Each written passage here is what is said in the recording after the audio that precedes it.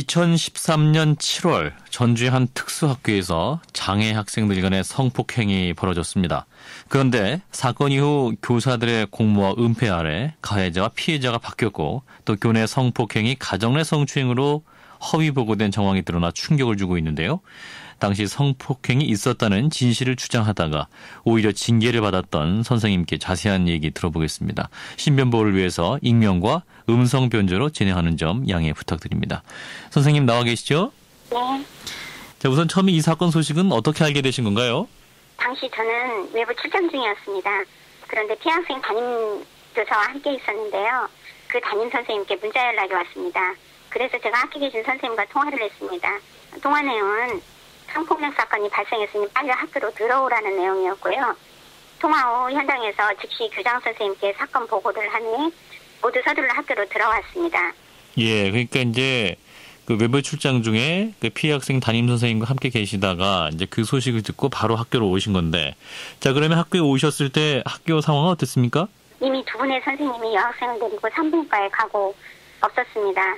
그래서 병원에 간 선생님들을 기다리면서 당일 발생한 사건에 대해서 여학생이 남학생 그룹에 앉아 있었다는 것과 그 밖에 정액, 사정, 삽입 이러한 내용을 얘기하면서 성폭력 의심 정황에 대한 회의를 했습니다. 예. 그리고 이제 당시 사건을 은폐하려는 상황이 있었다라는 게 말씀이 있었는데 어떻게 은폐하려고 했던 건가요? 저희가 첫날 성폭력 의심 정황에 대한 얘기를 계속 했었고요. 교장 선생님 명을 받아서 저는 피해학생 어머니를 면담하면서 회의 내용을 그대로 전해드렸는데 그 이후에 감사 때에도 그렇고 끊임없이 저는 회의 중에 들었던 내용을 말했는데도 1차 감사에서 저의 진술이 받아들여지지 않았습니다.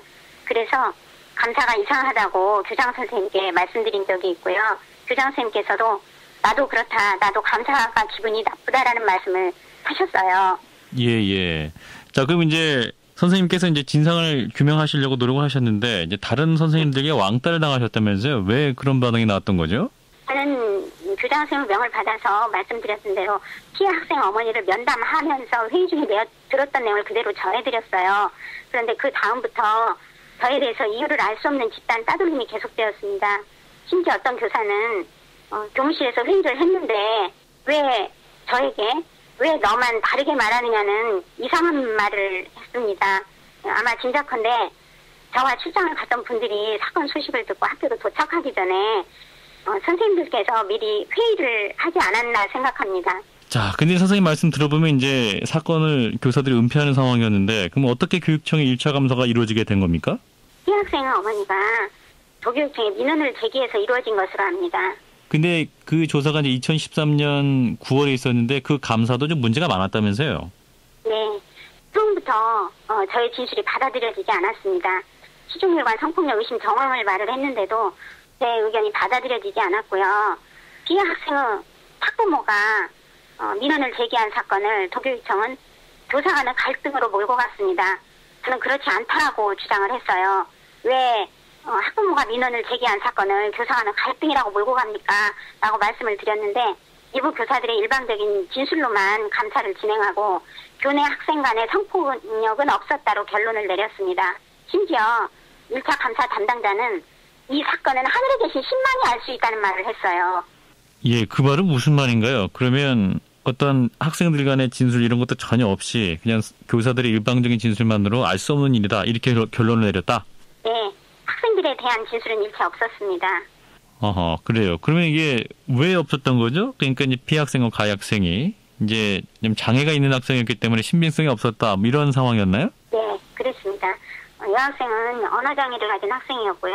남학생은 청각장애를 가진 학생입니다. 선생님 보시기에도 그러면 그 학생들의 진술이 신빙성이 없어 보였나요? 행동으로 물어보고 필감으로 하면 얘기를 합니다. 그 부분을 간과했던 것 같아요. 그래서 학생들에 대한 조사는 일체 없었던 것으로 압니다. 그러면 선생님 말씀은 어떤 충분히 조사를 했으면 말을 할 수 있었는데 그런 조사조차 없었다는 말씀인가요? 네. 여학생에 대해서도 마찬가지입니다. 여학생도 조사를 하면 자기 의견을 얘기할 수 있는 학생이에요. 이제 그렇게 해서 이제 지난 2013년 9월에 1차 감사가 있었고 뭐 하늘에 있는 신만이 알 수 있다. 자, 이런 결론이 있었던 감사였고 작년 9월에 재감사가 실시가 돼서 진실이 드러났던 건데 재감사는 그러면 어떻게 이루어진 건가요? 1차 감사 감사 이후에 피해 학생의 학부모와 그리고 지역 민간 사회단체의 끈질긴 요청으로 이루어지게 된 것으로 압니다. 예. 그래서 이제 재감사 결과는 어떻게 나온 겁니까? 그러면 장애 학생의 성폭행이 있었던 것으로 결론이 난 건가요? 네, 그렇습니다. 그리고 또 어떤 교사들의 어떤 은폐나 어떤 정황을 없었던 것으로 하는 그런 시도도 또 드러났던 것이고요. 네, 장애 학생들을 성폭력 사건이 발생하면 국립특수교육원 인권보호팀에 보고하도록 되어 있어요. 그런데 사건이 발생되었던 13년 11월과 12월 1차 감사 결과에 대해서 저는 재심의 신청서를 제출했는데도 모두 기각되었습니다. 처음부터 교사 간의 갈등으로 몰고 간 도교육청 관계자에 대해서 의혹이 있던 터라 국립특수교육원에 제가 확인을 했습니다. 13년 12월에 제가 확인할 그 당시에도 전라북도 교육청은 국립특수교육원에 보고를 하지 않은 상태였어요. 이것은 제가 직접 확인한 결과입니다. 예, 그러니까 어떤 해당 학교 교사들뿐만 아니라 또 감사를 실시했던 도교육청 역시 어떤 이 성폭력 사안에 대해서 제대로 조치를 안 했고 국립특수교육원에 보고를 안 했다 이런 말씀이네요. 네. 자, 또 하나 저희 제작진이 취재한 바에 따르면 이제 도교육청에서 피해 학생의 어머니에게 학생의 일자리를 제한했다. 그러면서 이제 회유했다는 내용도 있는데 이게 사실입니까? 네, 당시 교감 선생님으로부터 제가 직접 들었습니다. 담당 장학사가 교감 선생님께 말했고 교감 선생님께서는 그것을 듣고 피해 학생 어머니에게 일자리를 제의하는 관련 얘기를 했다고 했습니다. 담임 선생님이 학생을 추천하지 않았는데 도교육청에서 먼저 어머니께 일자리를 제의했습니다. 이런 정황으로 봐서 어머니를 회유하고 있다고 생각했습니다. 예. 그러니까 굉장히 좀 이례적인 상황이었기 때문에 뭔가 사건을 무마하기 위한 그런 의도였다. 이렇게 이제 선생님 판단하시는 거네요. 자, 그럼 앞으로 이 사건 어떻게 처리돼야 된다고 보십니까? 재발 방지책이 마련돼야 합니다. 장애 학생 대상으로 성폭력이나 은폐에 축소한 행위는 재발 방지를 위해서도 더욱 엄중하게 처벌되어야 합니다. 예, 알겠습니다. 네, 말씀하신 그런 의혹들이 다 해결되면 좋겠네요. 네, 말씀 고맙습니다. 네, 감사합니다. 장애 학생 간 성폭행 사건이 있었던 특수학교 선생님의 목소리 들어봤습니다.